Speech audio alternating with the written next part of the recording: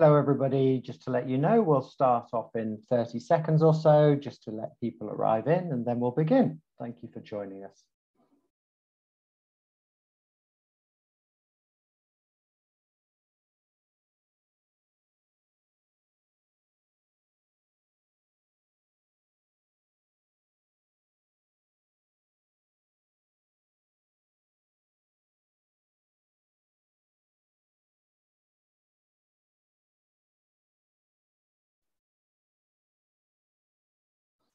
Excellent. Well, I think I can see a critical mass of participants joining us. So thank you very much. Good morning, good afternoon, good evening, everyone. Thank you for joining us today. My name is Pierre Moon, and I'm the director of USAID's Momentum Private Healthcare Delivery Project, one of the projects in the suite of Momentum Awards. Now, we're aware that a lot of webinars get organized for this time on a Thursday, so we're grateful you chose this one, and we'll do our best to live up to your expectations.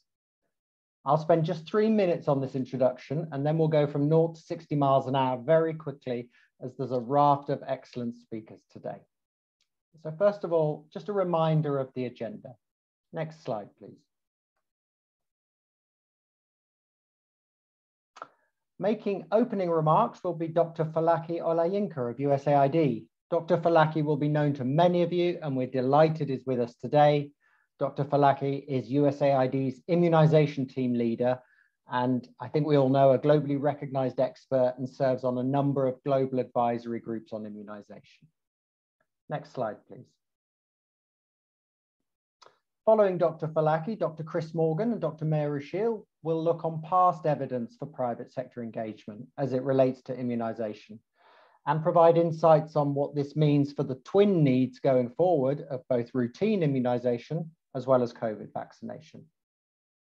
And we'll then move into a section that will show us the practical steps happening around the world in relation to PSE, service delivery, and immunization.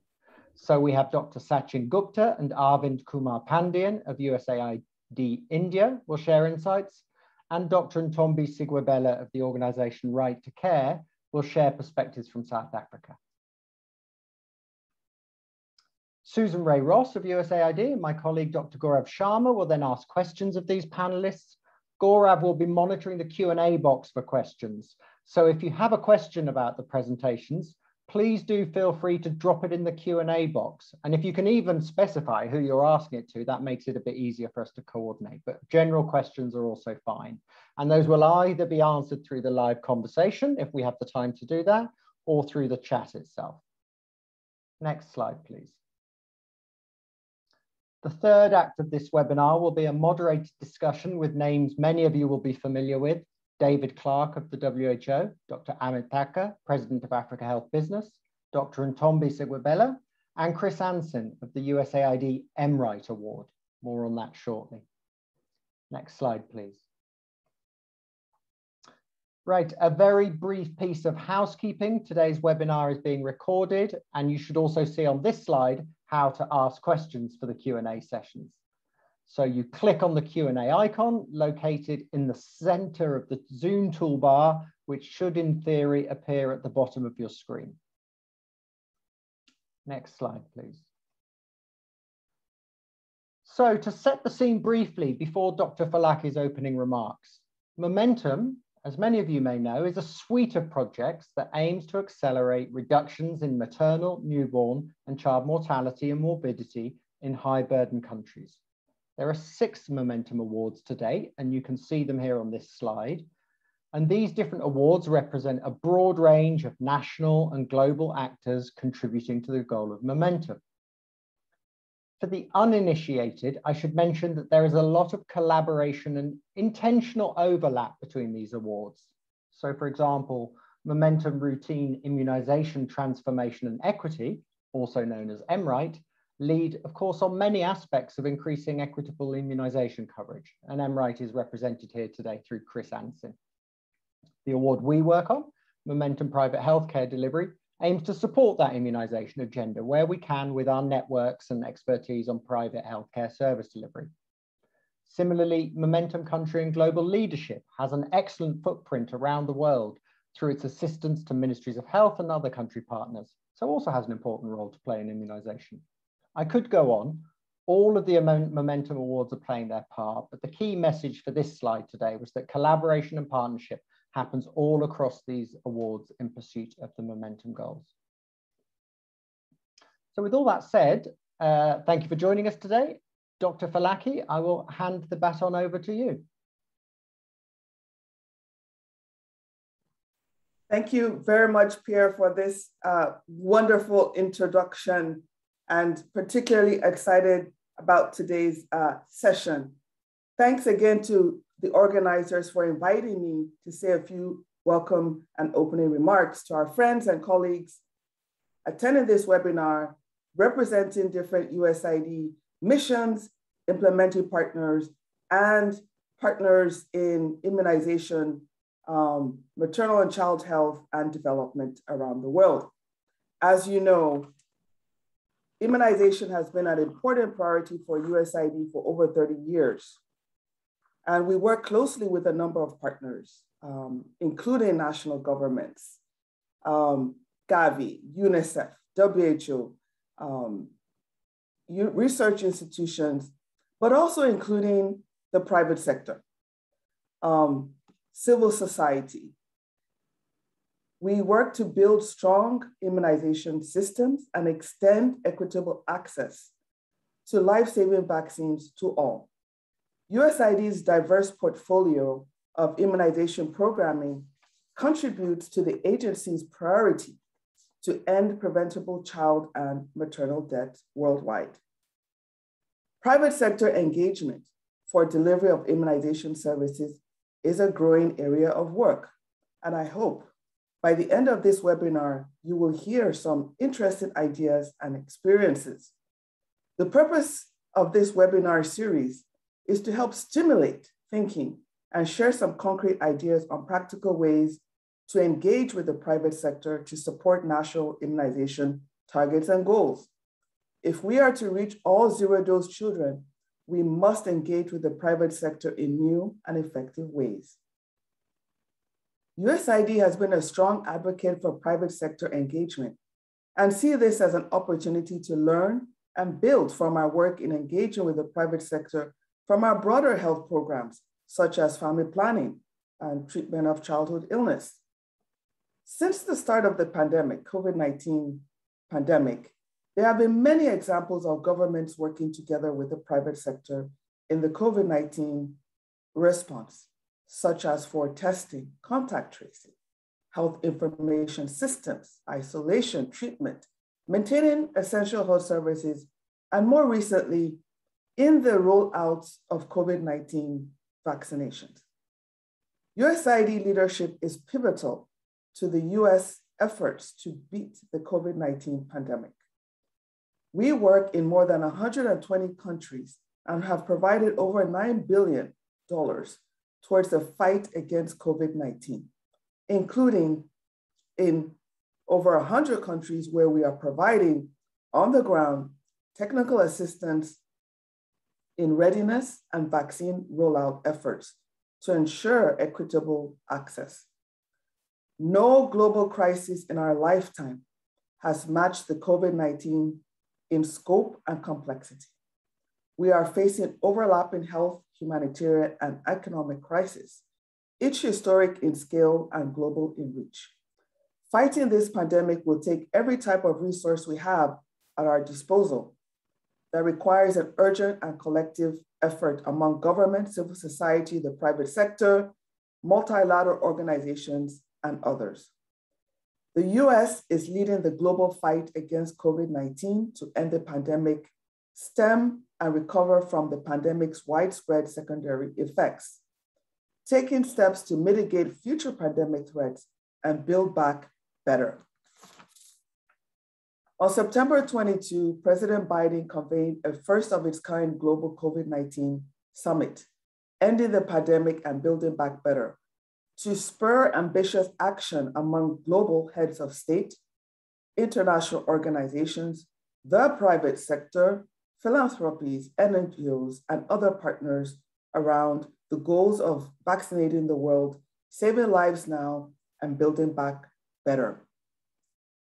Engaging the private sector for delivery of immunization services is critical to ensure we're optimizing all potential immunization platforms for the COVID-19 vaccine rollout and continue to create new partnerships for program resilience and the reach and strength of future immunization programs.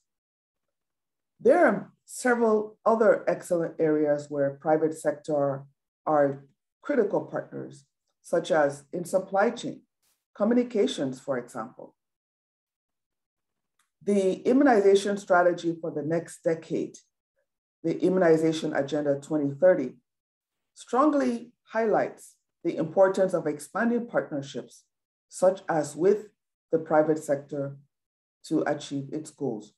Having said that, we also know that in areas where many zero-dose children live and other under-immunized communities, it is often private sectors, including NGOs, that are often the key, if not the only source of healthcare in some of these communities.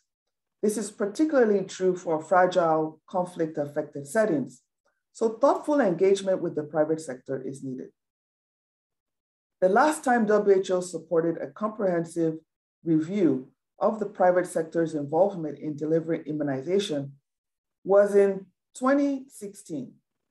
I am pleased to say that MPHD, Momentum Private Healthcare Delivery Project, in collaboration with the other USAID Momentum Suite partners, is building and expanding this area of work. I also want to take this opportunity to highlight that there are several opportunities for missions to access technical support on engaging the private sector engagement in immunization through our Momentum colleagues. MPHD is working on a set of country-focused briefs to help consolidate lessons in private sector engagement to strengthen immunization programs and inform the global evidence base. They will also circulate a short survey to identify your interests as they expand this area of work.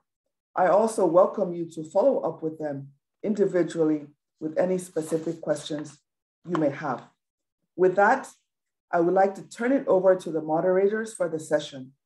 Thanks for the opportunity to say a few words and wish all of us a productive session. Thanks very much.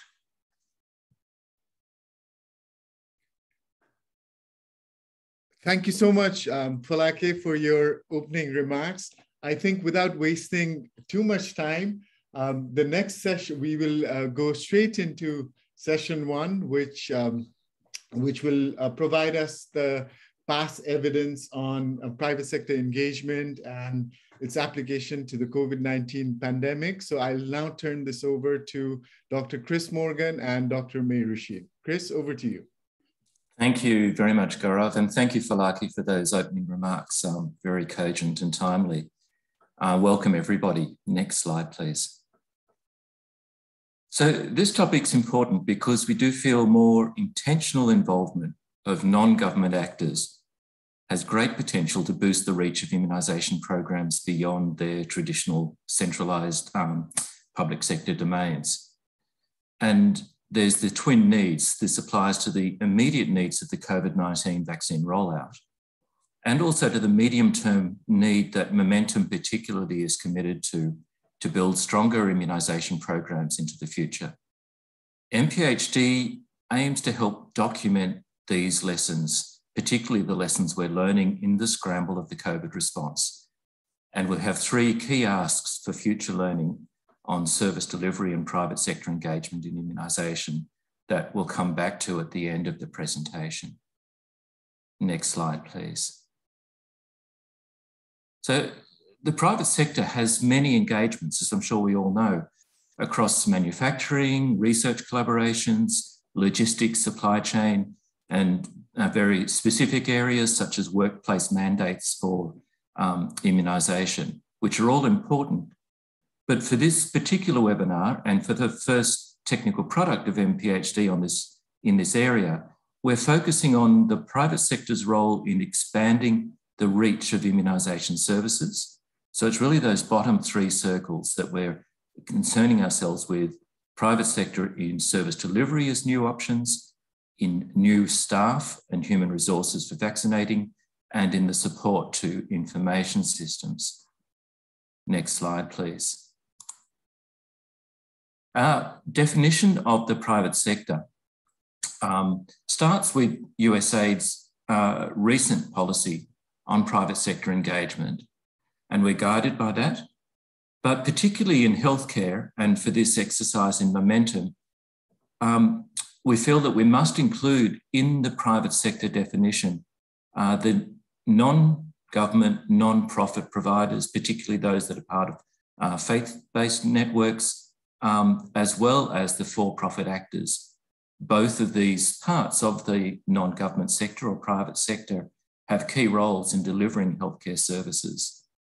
So it's within this definition, private actors who are providing new vaccination sites, such as the pictures on the right in Lesotho, and new vaccinating staff are really the core of our focus on service delivery engagement. Next slide, please. So I've got a few slides on the published evidence prior to 2020, prior to the COVID pandemic. And there have been 2 global evidence reviews and 2 regional reviews of private sector engagement in immunisation in this period, including the 2017 review, not published, but presented to WHO SAGE that Folake referred to. And this informed the WHO guidance document that came out in 2017 on this topic. Despite the number of papers, maybe 80 or so across the last 20 years, and these reviews, it is a very mixed evidence base. Each of these come at the topic from a different perspective, and it's still difficult to truly synthesize the evidence. Across different countries, there's been wide variation in individual private providers' capacity to immunise. And across different countries, if you think of the proportion of all vaccinations that are given in the government versus the private sector, that varies hugely as well. There's a few examples in the bottom bullet points, but generally there are very few sites where non-government provision of vaccination is more than about 20%. Usually it's much less. Next slide, please. So a review of this evidence starts to suggest some emerging typologies. Again, Folake referred to these in brief, but there are settings where private providers do replace government services to a significant degree and are embedded in the government system. There are particularly fragile and conflict-affected settings where private providers are the only healthcare provision, and there's possibly examples there where reach could be expanded. And there are truly mixed systems such as India and Indonesia where the private providers operate quite independently to government providers. We've been searching this literature for promising practices, and there are just a handful documented, for example, the direct funding of health providers in Afghanistan. What is clear across all of these is that integration across the different elements of the immunisation program is essential to any successful experience. Next slide, please. So my last point on the pre-COVID literature and evidence, which we're publishing in a service delivery brief that will be coming out shortly. There are these key considerations that emerge which are summarised in the box on the left-hand side, that can act as a checklist of the common pitfalls or risks to be managed in private sector engagement. And this listing coming from the pre-COVID evidence may help government managers who are seeking to optimise the role of the private sector in service delivery. And as we've noted on the right, there are clear benefits to exploit now and in the future. One key point is the need to look much more closely at the motivations and incentives that underpin why non-government providers would engage in vaccination, as in the last bullet in both lists.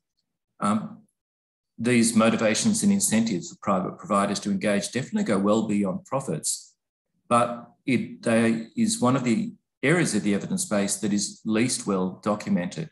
And when we use the total market approach lens that MPH brings to this, we can see that understanding this better must be a way forward to more sustainable solutions.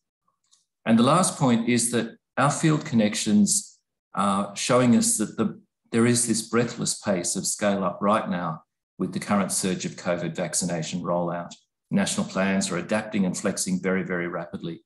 So we're trying to be realistic about what MPHT inputs can achieve right now, and particularly focus on analysing what different programs are doing, what different countries are doing in using the private sector over the next 6 months, so that we can particularly draw lessons for the Build Back Better agenda that Folake mentioned for strengthening immunisation programs in the future. Next slide, please. So now I'm handing over to Meru to talk about what MPHT is doing in the evidence so far around the COVID vaccine rollout and private sector engagement. Thanks, Chris. Good morning and good afternoon, everyone. So I'm going to talk a little bit about, Chris has talked about the evidence so far, so prior to up to 2017 and pre-COVID time. And when we look at what private sector involvement is shaping up to be in COVID-19 vaccine deployment, and Folake touched upon how the private sector has been involved in all parts of COVID-19 response, from contact tracing to health information management systems, but also in vaccine deployment and delivery. And an initial piece of work that we did was I guess a rapid review of the national vaccine deployment plans from a data set shared by the Gates Foundation colleagues. And while this wasn't a comprehensive review, what we did find was that very early on in the planning stages itself, several countries were already looking at how the private sector could be involved in the rollout of COVID-19 vaccine. And some of these examples included across service delivery in settings like India and Indonesia. It included the utilization of workforce for surge capacity around vaccinators in settings like Nepal and Kenya and Vietnam. Also included examples of private sector being involved in confidence and demand generation around risk communication in settings like Togo. Next slide, please. So when we bring all of this together, what we are hoping, based on the evidence that has existed pre-COVID and using emerging evidence, and we'll go through this in discussions today, and hopefully there will be other experiences that we will be able to learn from, we want to use a framework that details out how we can make a technical brief and operational guidance around private sector engagement.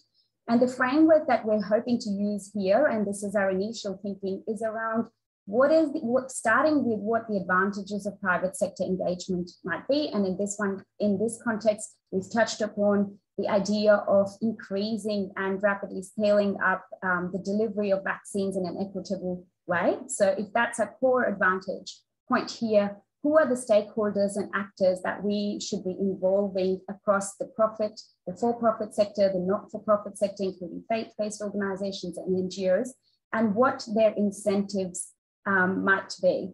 And then how learning from these lessons around the processes of engagement, and also anticipating the risks and challenges that might come by engaging that private sector. And Chris has touched upon some of these previously, but some of the anticipated risks might be to ensure that the client doesn't have to bear the cost of vaccination, or it might relate to the limitations around reporting of data from private sector into public sector. Next slide, please. I'll briefly touch upon what we're hoping to do around the MPHT technical brief to consolidate lessons for future strengthening. And while we continue to apply the pre-2020 pre-COVID evidence base, we're trying to identify a set of key questions that will allow us to assess how the private sector is being used to deliver COVID-19 vaccines. And this is happening across multiple momentum projects that we touched upon earlier, including the MRAC project, which is represented today. We're trying to use the framework that I've outlined previously, and also share resources through multiple platforms that you'll hear through the course of this discussion, but others later on. and also focusing on new partnerships for the service delivery that are being developed and utilized for COVID-19 vaccine delivery.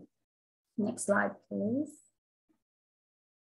And I do want to just quickly, I'm mindful of the time, we wanted to just share two quick examples of lessons of COVID-19 vaccine rollout in Africa. One is from Jupaigo sites that have been involved in the rollout of COVID-19 vaccines, where 22 new vaccination sites were developed, out of which you can see that 4 were government sites and 2 non-government and 16 private facilities. And the main point I want to make here is on the right-hand side in the graph, you can see the proportion of doses that were delivered through private sites. And another early lesson that we've identified is from DRC, through our Enright colleagues, is where the private providers have been involved in the delivery of vaccines very early on through training and engagement, albeit at a cost of administration might hinder the uptake. Next slide, please. And I'll just finish off by this slide. This is the slide we started with, that as we finish up, what we hope is that there will be 3 lessons learned from the rollout of COVID-19 vaccine, and where we can look at the private sector engagement, look at disaggregated data on COVID-19 vaccination sites. We ask partners to monitor for equity, inclusion, and reach, and also document mechanisms of engagement, especially what motivates private providers to participate and what mechanisms enable equitable expansion and reach. Next slide, please. And with this, I'll pass it on to our USAID colleagues, Mr. Arvind and Dr. Sachin. Thank you.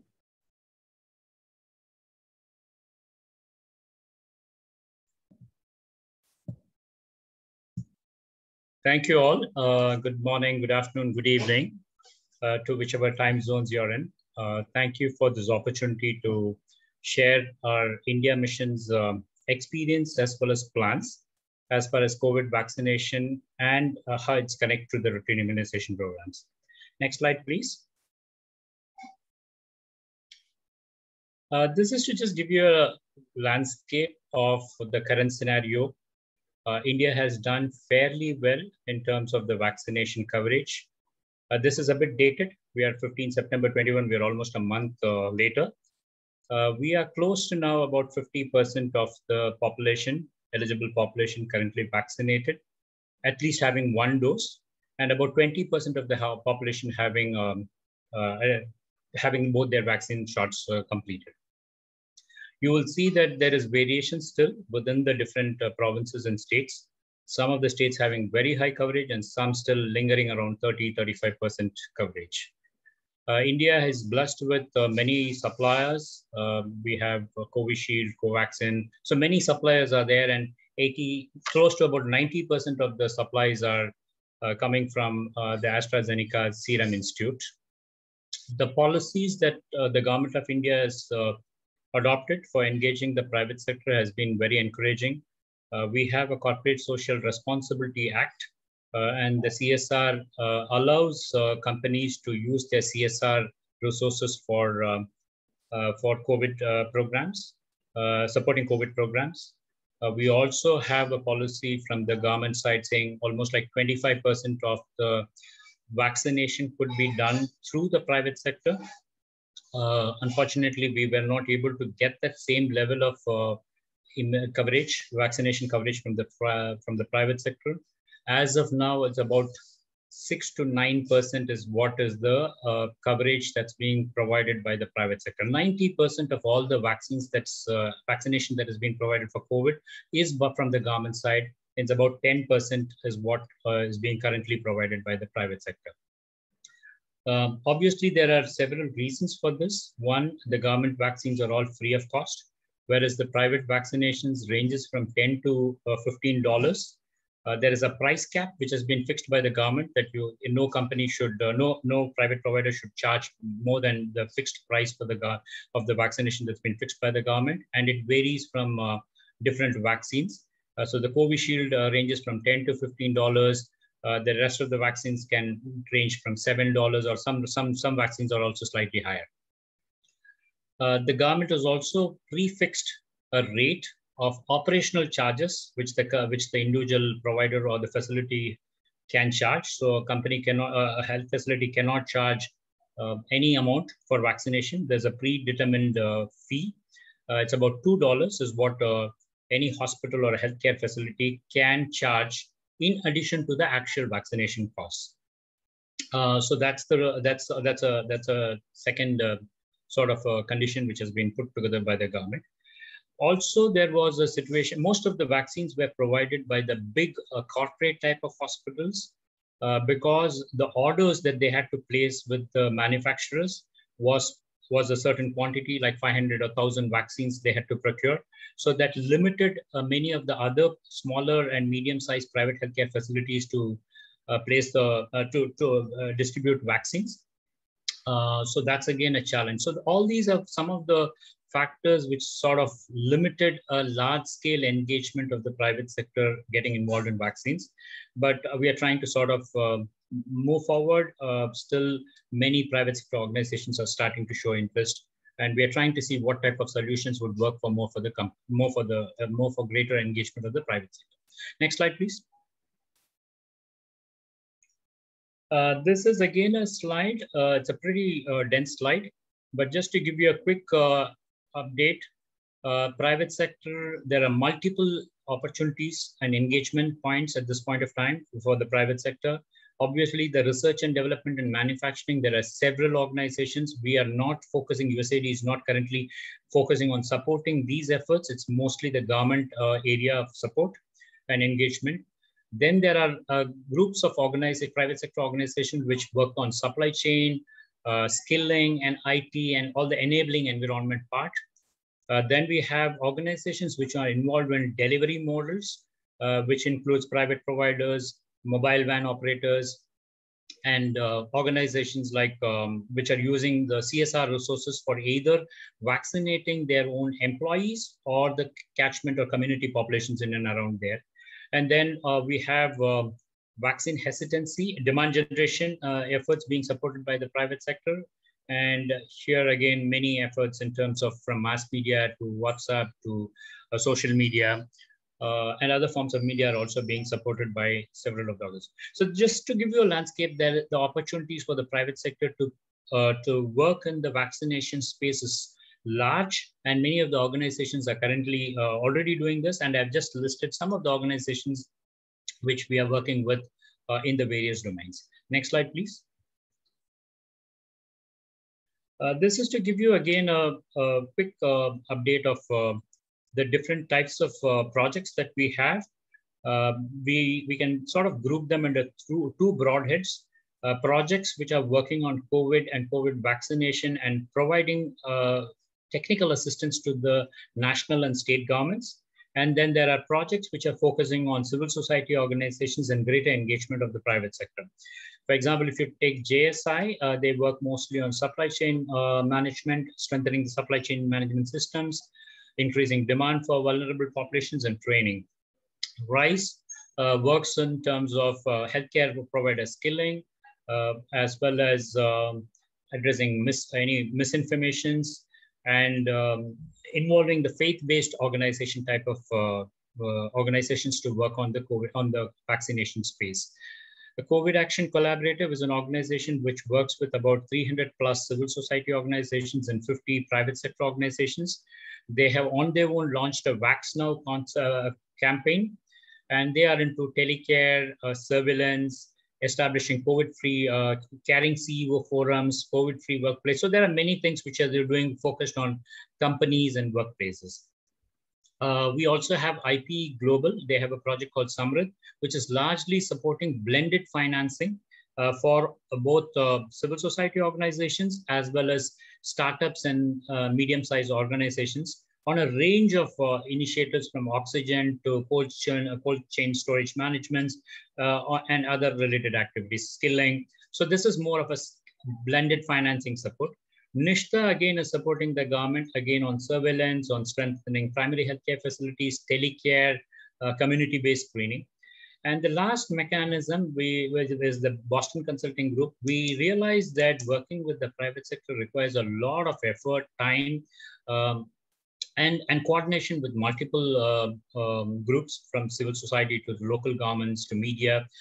We, for the first time, had put in a dedicated mechanism to work with the private sector, and their work largely focuses on bringing in new concepts, new opportunities for engaging the private sector, digital health, surveillance, resource mobilization, and putting together resource mobilization efforts like the flexi pool funding mechanism. These are some broad mechanisms that we currently have.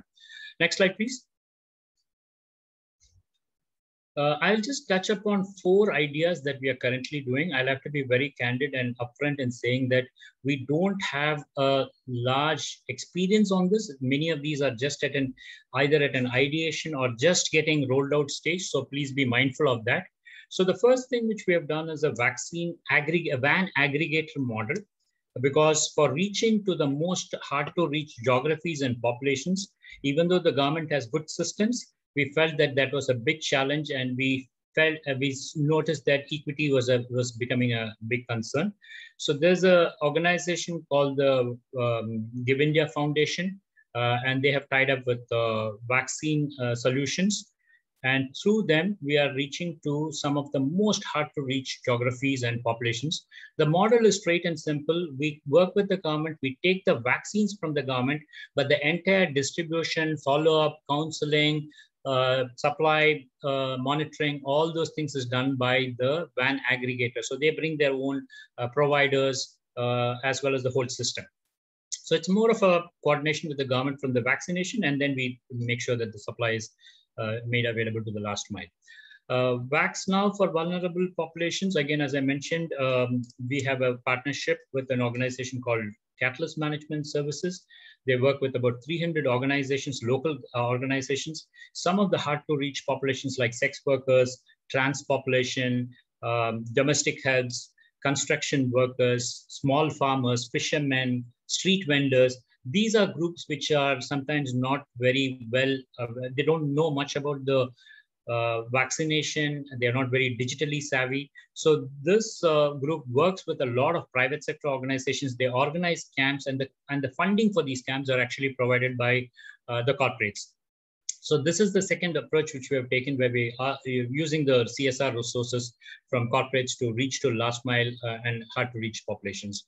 I think at this point of time, through this effort alone, 1 million people have been vaccinated just by this one initiative.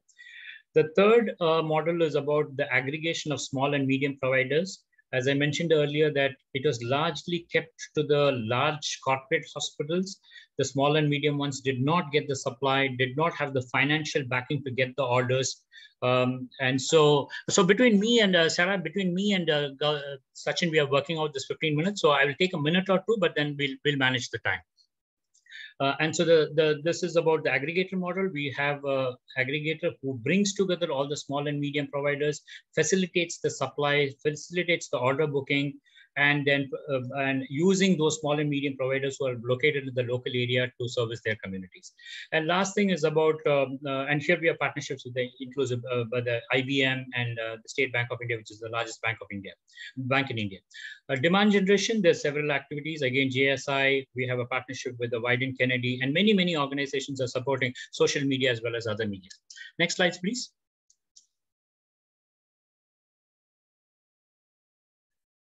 Finally, there are differential opportunities for private sector to engage, some offering philanthropy support, some offering in-kind goods and services as part of the program, and some starting introducing market shaping new ideas and new opportunities. And we are partnering with the business associations here, the AmCham, many other business associations, and bringing this road shows for corporates to know more about the opportunities, and then get them onboarded and leverage their support either in cash or in kind. Next slide, please. Finally, it's not an easy opportunity to engage with the private sector. It takes a lot of efforts. The stakeholders have to be all engaged together. There's sometimes limited visibility. Sometimes we don't have the full understanding. Sometimes even the funding, there are restrictions in terms of foreign contributions, regulatory act. So all those things require some dedicated organization to follow up and support this. And that's where we have this umbrella mechanism supported by BCG MIFE, which does most of this coordination work for us. They are set up flexi pools. They're working on the FCRA issues. and streamlining the entire process. I'll stop here. Over to Sachin, my colleague, for the rest of the slides. Thank you, Arvind. Now, as COVID has given us opportunities to engage with the private sector on the immunization front, it has had a huge impact on the routine immunization also. Maybe because of the overburdened health systems, we have seen mobility restrictions and potential adverse implications in the long term. We know that India Universal Immunization Program is one of the largest programs in the world with 27 million infants and around 29 million pregnant women vaccinated every year with over 12 antigens.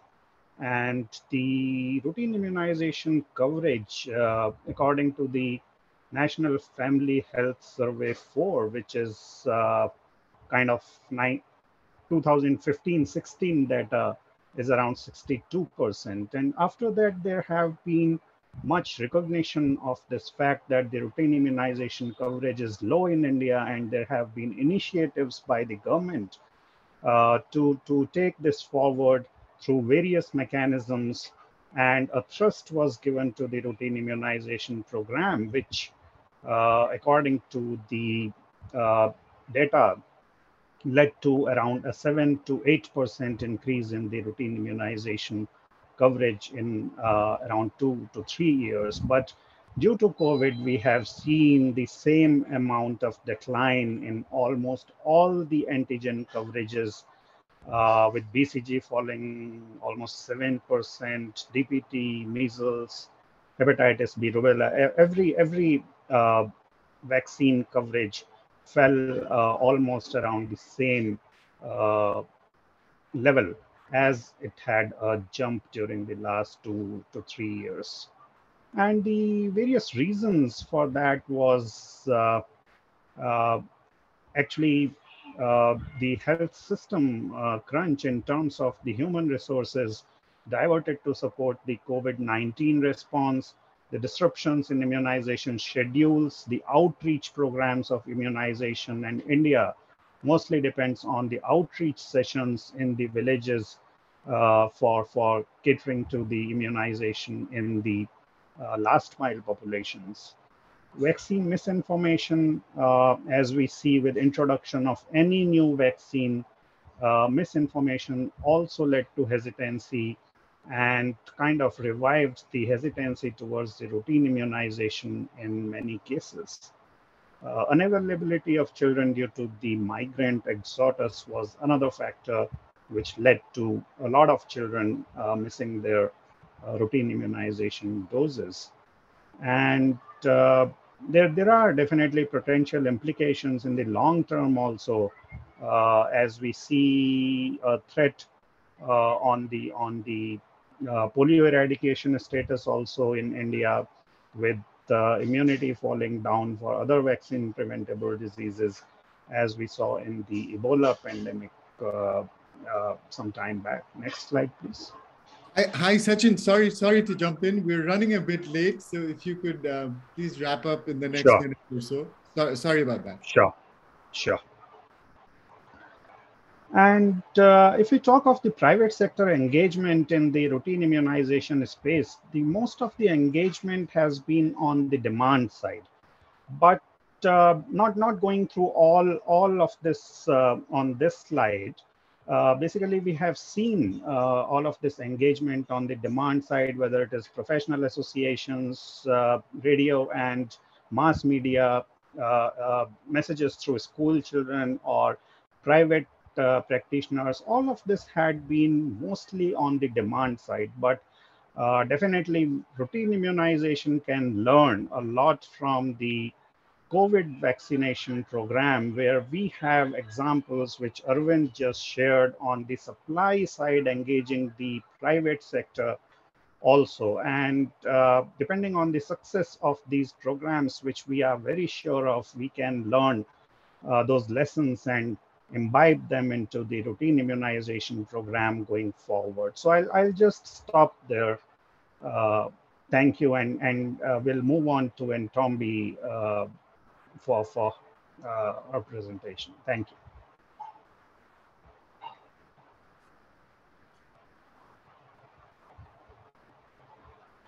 Thank you for the opportunity to make this presentation. I'm going to be talking about what Right to Care as a non-profit organization has been involved in supporting the South African government and rollouts, the vaccinations. Next slide, please.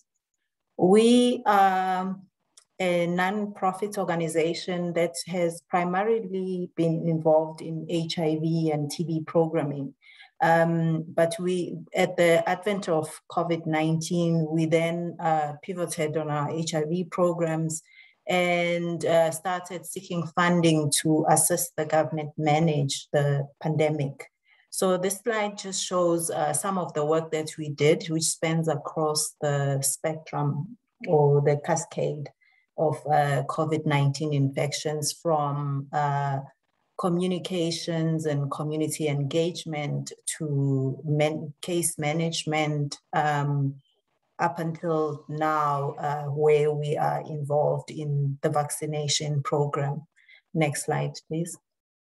So the South African program, from the beginning, the government decided that they wanted a single system which would be digital and would be able to be used by everyone, because this was going to be a coordinated effort. It was being managed as a disaster for the country, and a coordination mechanism was set up as soon as we had, I think, the first case. So the country needed a system that would be able to manage, control, and report on the vaccination program.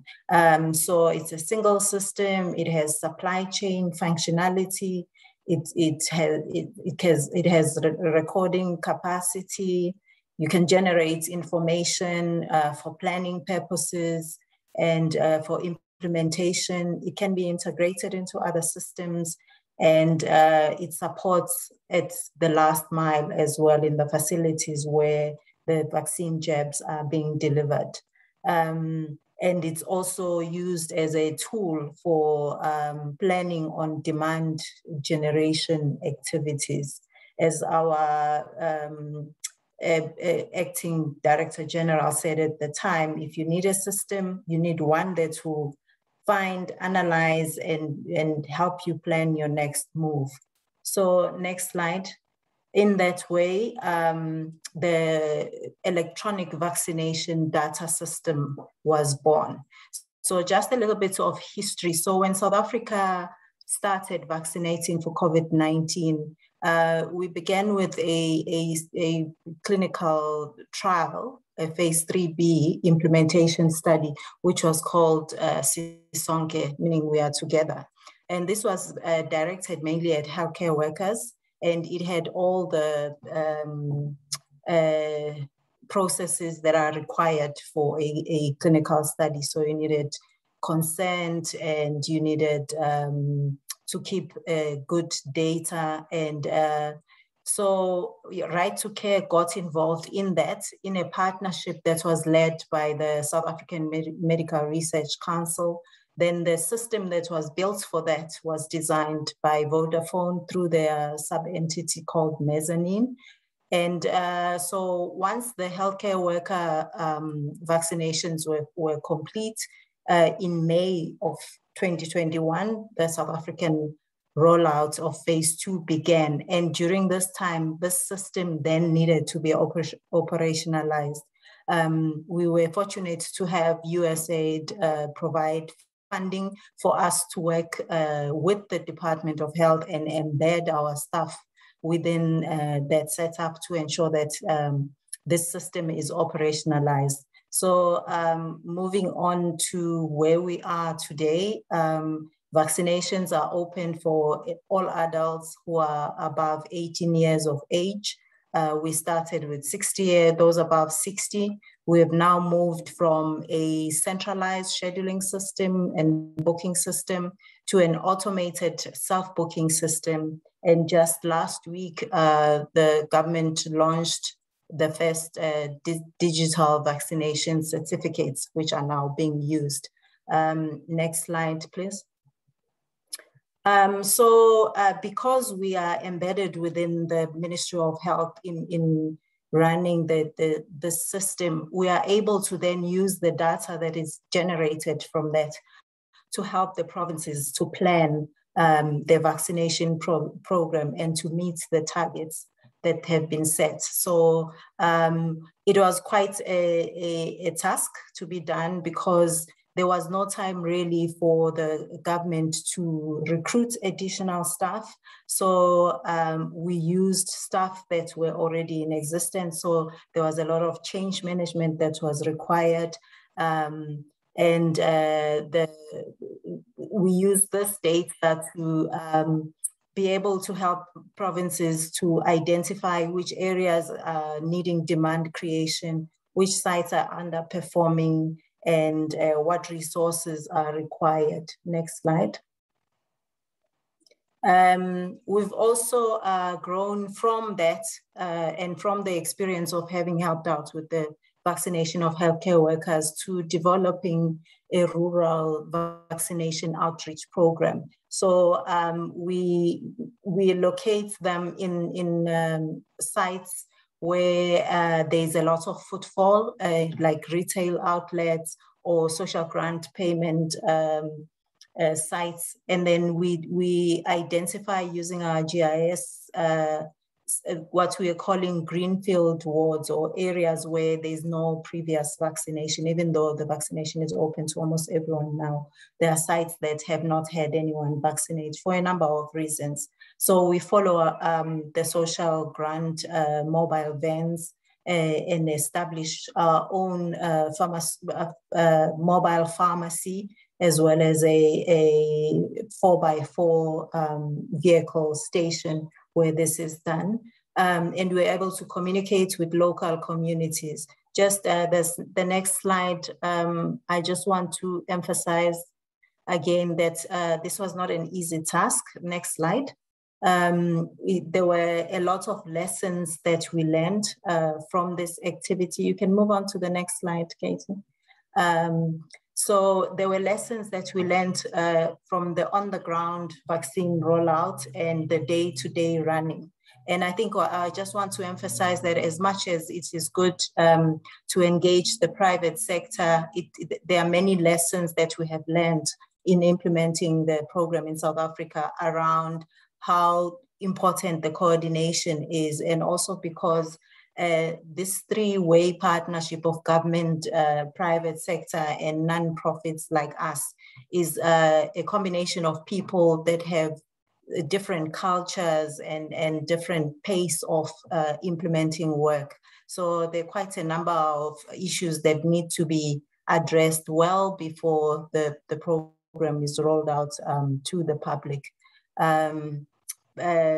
Especially in the day-to-day execution, because then although you're trying to coordinate everyone, you get all these smaller teams that also want to coordinate. In a day, you may end up having to go through 20 or so meetings about the same thing.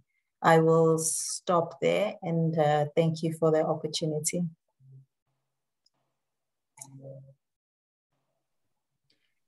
Thank you so much to our colleagues from USAID India, Dr. Ntombi, for sharing, all of these examples right from the field. I think we are slightly a few minutes behind schedule, so maybe we just open it up for the moderated Q&A session, and I will turn it over to Susan Ray Ross from USAID.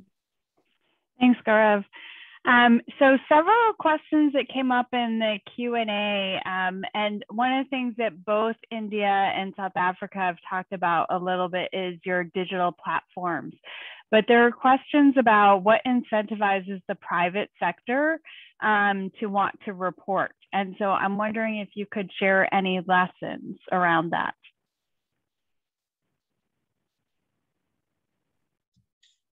Yeah, maybe I can start. Certainly, the private sector, there are various incentives, and it depends on the audience. For example, a company which is focusing on vaccines wants their labor to be safe, and so they are taking a lot of efforts to make sure that vaccination is provided to their employees. So there's a business interest because every man-hour lost connects to their economic operations. Then there are also organizations which are very concerned about their catchment population. So they want to be making sure that it's just not their employees and workforce, but the supply chain and the catchment area communities where they are working. So one is the social good, the social responsibility aspect, which some companies are taking. So that's one of the reasons. Similarly, when it comes to the private sector, like the South Africa model, it is a requirement for the private sector to report back on the vaccination, what they have done. So there is a centralized system from the procurement to the reporting of the vaccination, as well as if there are any AEFI issues that being reported. So there is a central requirement, and that's one of the reasons why organizations report back to the central system. I hope it clarifies. Thanks. Sachin, anything to add? No, I think Arvind has covered it. Nothing Okay. from my side. Great. And Dr. Ntombe, I'm wondering, I realize that both South Africa and India have fairly good digital systems that they can utilize. I do a lot of work in Nigeria, and even there, the systems are quite challenging. So I'm wondering if you can share any of the lessons that you learned in setting up this digital system. I guess certain areas in South Africa are much easier to work with, especially the urban areas. So using a digital system was not that difficult, but there were some unexpected negative effects that we really had not thought of.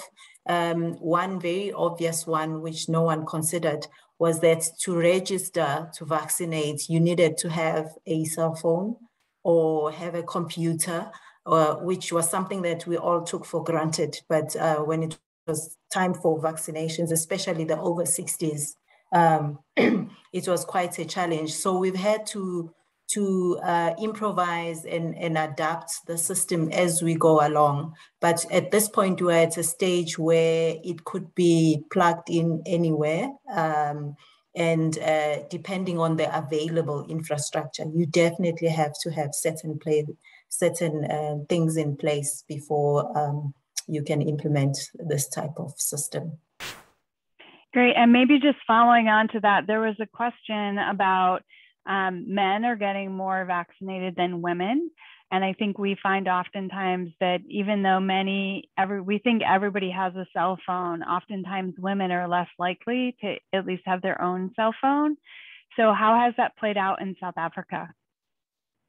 The current data that we actually have more women vaccinating than men. There's an ongoing campaign as I speak, where we're targeting men, especially to go and vaccinate.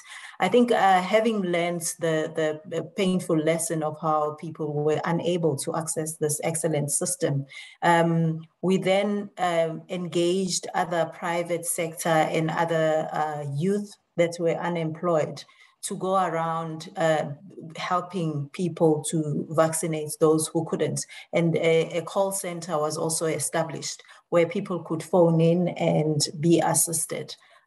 So we learned that there is no one system that fits everywhere, even in a country like South Africa. Great. Arvind, I see your hands up. A couple of points. One is that we see that for hard to reach populations, sometimes an integrated approach actually works well. I'll give you two examples. We have a tire company called Apollo Tires, and they primarily work with the trucking community. And we started with them initially for a TV program, but then they started organizing camps in transshipment places. where they've offered TB plus COVID testing plus COVID vaccination, and also eyeglasses for truckers, eye testing. So this integrated approach in one case, like for a trucker population, worked. Same thing we saw that in some of the rural populations and hard to reach populations, some of our partners integrated the government's social protection schemes. That there are various schemes for the people. It could be a widow pension or many such social protection schemes. So there was a additional pull factor by integrating these two offerings: the COVID vaccination, COVID information services, and the social protection schemes. There was a higher uptake or a higher footfalls into some of these centers and facilitated in greater registration purpose for vaccinations. You're on mute, Susan. Sorry. I think with that, I'll end this session and hand it over to Chris because I know we're running a little behind. But thanks everyone for their questions in the chat. And I want to thank the panelists. This is great information and great lessons learned. Over to you, Chris. Thank you very much, Susan. And really nice to have the richness of detail in those country presentations.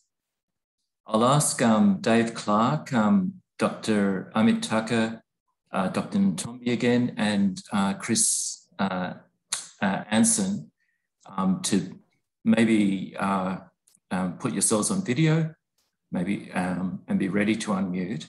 We're going to have a panel discussion to pick up on a few of these issues, starting with Dave Clark. And Dave, I guess you've got a few slides I can see, which is great. But in your role as the lead for health systems, law and governance, and the intersections with universal health care in WHO, we're just really interested in that governance and coordination perspective that WHO brings to optimising private sector engagement, both for the immediate need now and for the future Build Back Better agenda. So over to you, Dave, for a few minutes of comment. So just to quickly comment, Chris, obviously for WHO, we're interested in health for all. And for a long time, governments have focused on their public sectors and on their private sectors. And we know that in relation to immunisation rollout and in relation to primary healthcare, in most LMICs, the private sector play a huge role in the health system.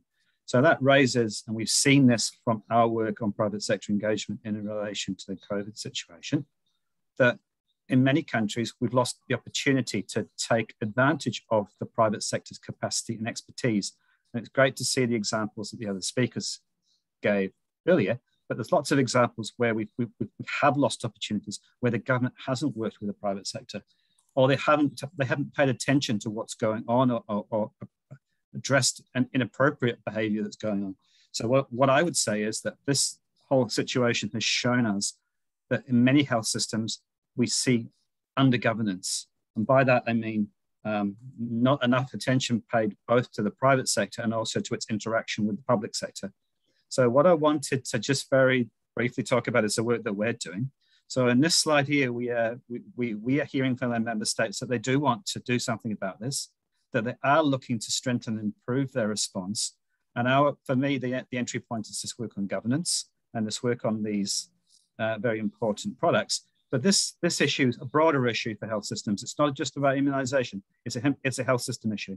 And what we're seeing is that many countries have struggled to engage the private sector in a way which is appropriate, in which supports equitable delivery of these products. We are seeing these opportunistic behaviors and adverse practices, as well as some good practices.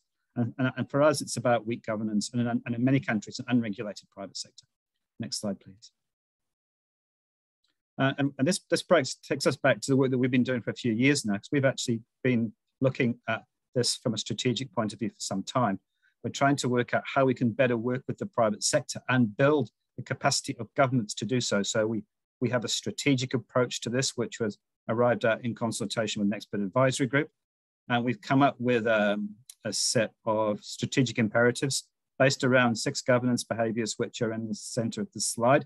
And we can provide more information about what these mean, but we haven't really got time to talk about today. Next slide, please. So what we're doing to implement our work and to support countries is we are setting up a country connector to work on the private sector and health. So we're very, very close to going live. Today we set up an interim website which will be used to base this. And what this connector does is respond to country needs and demands. It's also intended to support the efforts of multiple health actors such as USAID and others. It's also intended to strengthen global coordination and accountability for work. And overall, it's intended to improve delivery for better health outcomes. Next slide, please. And just to very briefly talk about what we're doing. So in this new connector, we have a repository of private sector engagement tools for countries. We've set up a clearinghouse of information about what's happening in practice in real time in relation to the private sector in different countries. And we're about to publish our first report. We're going to publish reports monthly. We're setting up a help desk to provide virtual TA for countries in relation to any private sector questions. We're setting up a WHO training course in the private sector. This is for our staff, but it's also for ministries of health and anybody else who's interested in taking part. We have a program of research which has looked at what's been happening in relation to the COVID response and thinking about what it means for strengthening health system governance in the longer term. And we are setting up working groups to work on specific topics about the private sector. In the short term, the 3 working groups that we're going to be setting up are one on the COVID-19 response and COVID tools. The second one is going to be about data in the private sector. And the third one is going to be about the role of the private sector in maternal and child health and providing essential health services. So thanks everybody for your attention. So that's just a very, very, very, very fast exposition of what we're doing. But if you do want more information about this, happy to provide it. And probably for next week, the Connector website will be fully operational, and I've put the website address at the bottom. Thank you. Great, thank you very much, Dave. And we will certainly look forward to collaborating on these themes, and we'll make sure that the link to the Connector website goes around to everyone who's registered and attending this seminar. That looks a really great point of collaboration, particularly noting the chat, the question and answer around data usage in the private sector. Dr. Amit Tucker, as the president of the Africa Healthcare Federation, and you've had significant engagements in other areas of the private healthcare sector in Africa and particularly in Kenya. I sort of feel we need to get the perspective of providers that perhaps you can uniquely provide. So from what you've heard, what are your reflections on the best way to actually encourage, motivate private providers to engage in immunisation, both COVID, but also in the longer term? Right.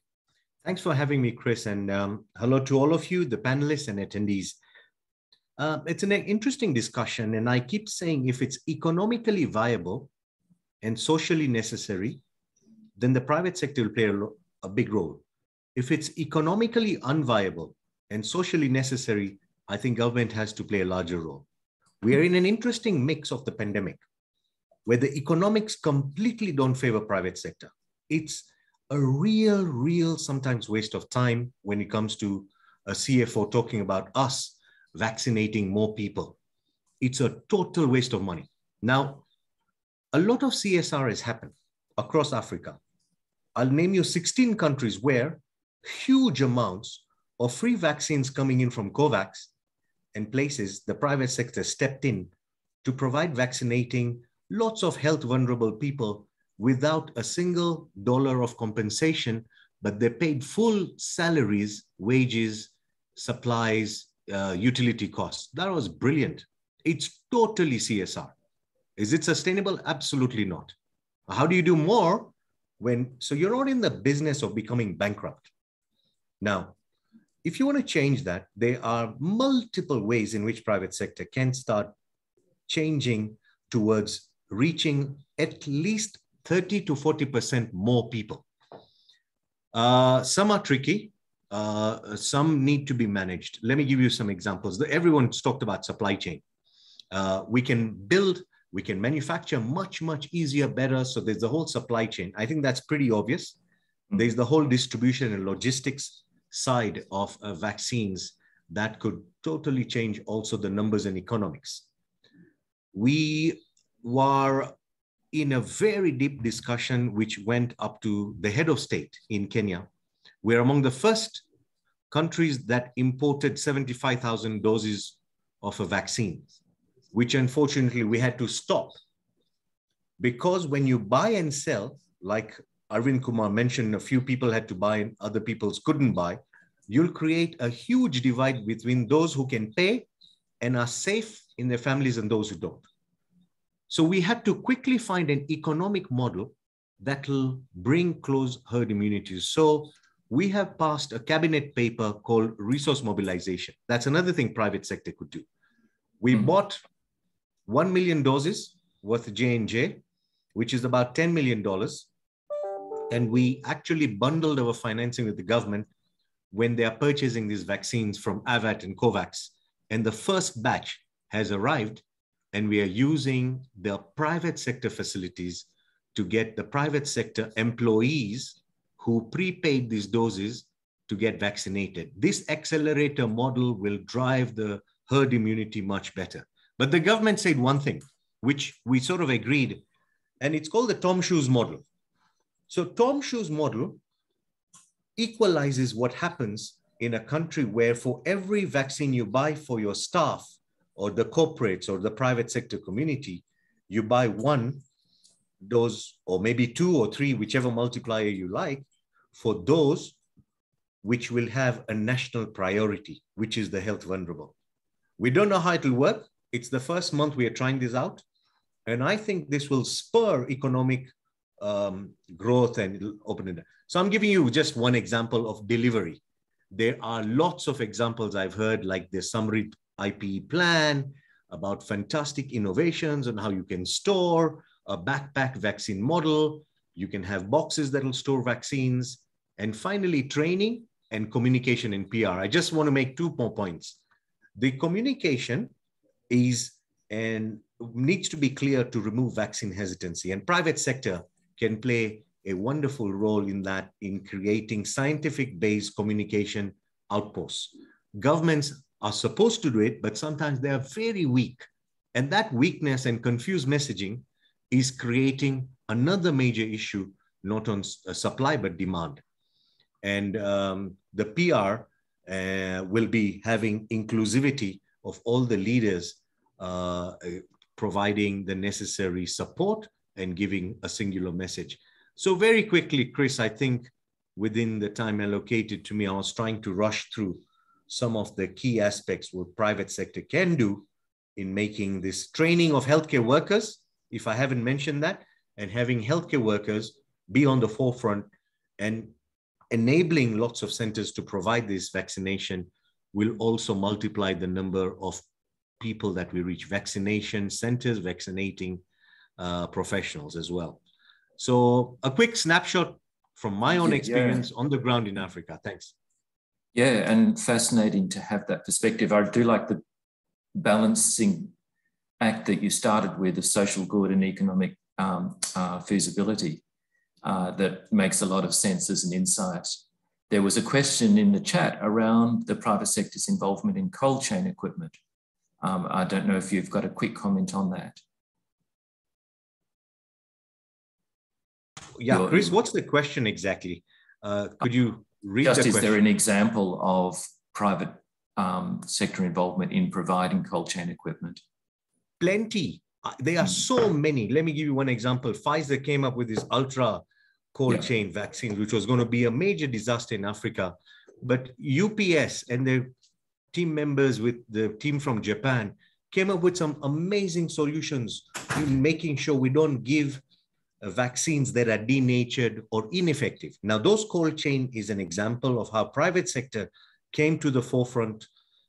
We've also got Samrid products like a backpack called some Backfrog, which is maintaining cold chain. We've got thermo management cartons that private sector has innovated, some amazing innovations where I don't need electricity, but I can maintain the vaccines in cold chain without denaturing them. So there are plenty, and I'm sure many more will come. They're playing an important role. Yeah, and I guess private sector brings that innovative drive to this space. Dr. Ntombi, thank you for your presentation earlier. There was another comment in the Q&A around the use of polio assets, and we've seen polio programs, we've seen USAID, HIV and malaria programs all have to pivot to help with the COVID vaccine rollout and other aspects of the response. I'm just wondering if you can comment on one issue, which is around private sector in reaching fragile, conflict-affected, remote or difficult populations. This was raised also by Enrique from the Momentum MIHR activity. But do you have a comment on the capacity from your experience in South Africa of private sector reaching more difficult spaces? Certainly, Right to Care is one of those organizations that are working with the government to reach the rural areas. But what I want to say is that in the beginning, it was difficult to get the private sector engaged because there's an inherent of trust in the government, especially in South Africa, because there was one central procurement for the vaccine. So everyone literally had to toe the line or be left outside.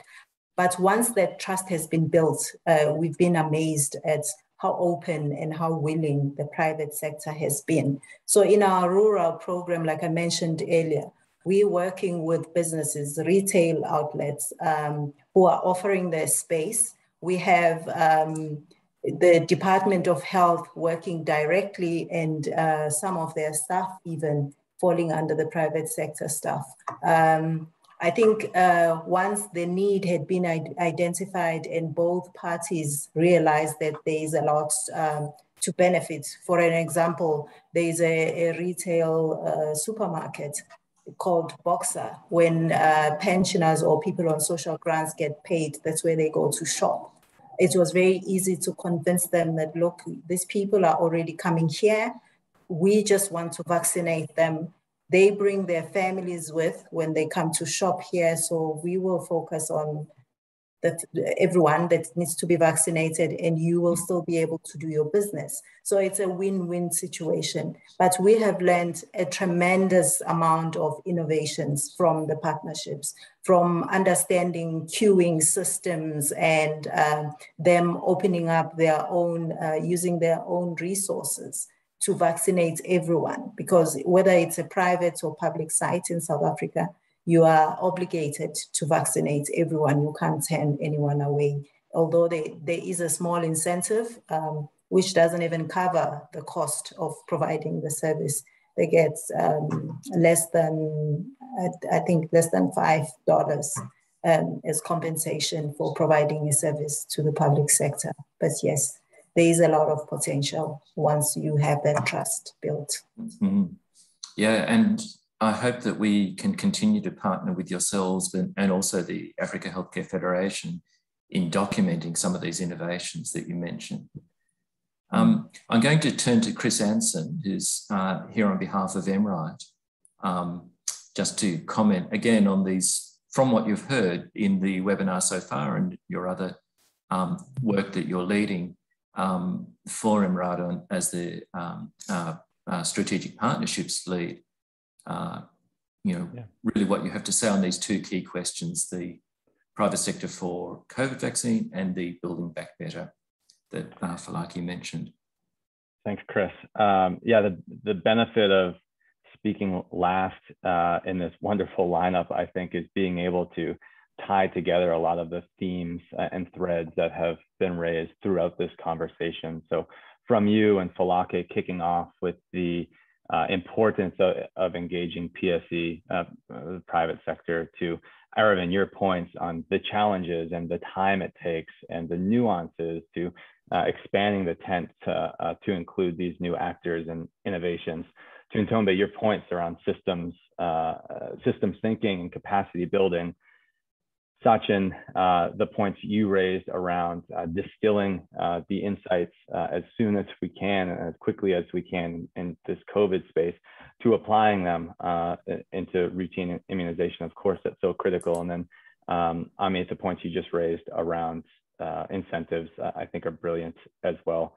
I also love all of the case studies that have been discussed and shared, and that leads really well into the work that we're doing at MRIGHT and our approach to partnerships and the private sector and engaging them and in a really complementary way to the MPHD program and in service of USAID's strategy around immunization. Our work is really trying to expand that tent further. So from looking at the private sector provider space to all of those other enabling sectors and enabling actors, really beyond health. So in our case, in MRIGHT's case, that consists of both the whole of government approach. So thinking about the ministries of labor or ICT or education or local government, who are often so integral to effective application of these activities and strategies, to the whole of society approach and thinking about all of the other sectors that are so critical to addressing these entrenched obstacles, a lot of which have been raised through these case studies today. So thinking about the role of large employers or thinking about the role of the transportation sector, two areas that we've been exploring quite deeply in a couple of different countries, but we've been spending quite a bit of time working with our country partners in the DRC. We've developed some frameworks and playbooks and a set of case studies that I think need updating after this call. So we'll be reaching out to many to follow up. But we've been able to engage two groups that we've made traction on so far. One being that of professional associations. So the order of the Nurses Council, or the order of doctors or midwives, but also groups like teachers or those with comorbidities, those associations whose membership bodies and cover those populations. In the DRC, they've been thrilled and excited to bring their ideas and engagement as real active participants in developing solutions, not so much only passive recipients of information, but really co-creating approaches and solutions to many of the challenges on the ground. And more recently, work with religious groups. So leaders in the DRC from local religions to the Christian group to the Protestants to the leaders of the Muslim groups have come together with the National Immunization Program to really similarly go through a co-design and co-creation approach to understand the challenges on the ground, to really build trust between. It's not, for one of our lessons is it's not private sector or public sector. It's a question of and bringing groups like these together. For MRIGHT, our approach really being to facilitate and broker these conversations and create the space for these innovative or underutilized actors to really ideate and solve these challenges at a local context or subnational or national context with the EPI has been really illuminating so far. Thank you. Thank you. Thank you very much, Chris. And I think, yeah, we do need to think much more broadly beyond the healthcare sector. Dr. Amit Tucker, can I bring you back in just for a moment?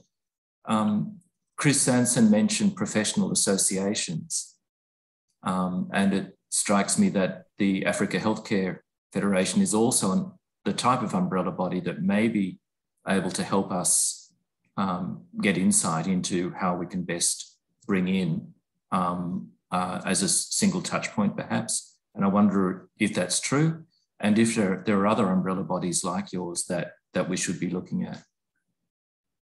I think we would be a good start, and we would filter down in the 27 countries where we have a footprint, and each of those countries have doctor associations, nurses association, clinical officer association, community health workers. So, you know, there are 3 or 4 professionals that are frontline that deliver the vaccine. If that's the target market, in order for us to scale up, it's pretty easy to identify these and get to about a 50 to a 60% market share of the professionals you want to reach. If that is the intention, which Chris was talking about. If the intention is to give the messaging out for the health workers so that more communities understand what the vaccine complications are, that might be a different way of managing it. Great. Yeah, thank you. And looks like we'll be talking to you further, I hope. Dave, I noticed there were a couple of calls in the chat for you to post the website address of the connector so that people can access that. And I just wanted to note that, and that we will try to make that a key part of the mail out Thank you. at the end of this webinar. I think I need to close this panel session now. I'm sorry that the time has been so short, because it's been very interesting to see the ideas bounce off each other. And I've really appreciated the balance of the country detail we got from South Africa and from India, and these higher level perspectives. So I'm going to hand back to Pierre to close the webinar for us.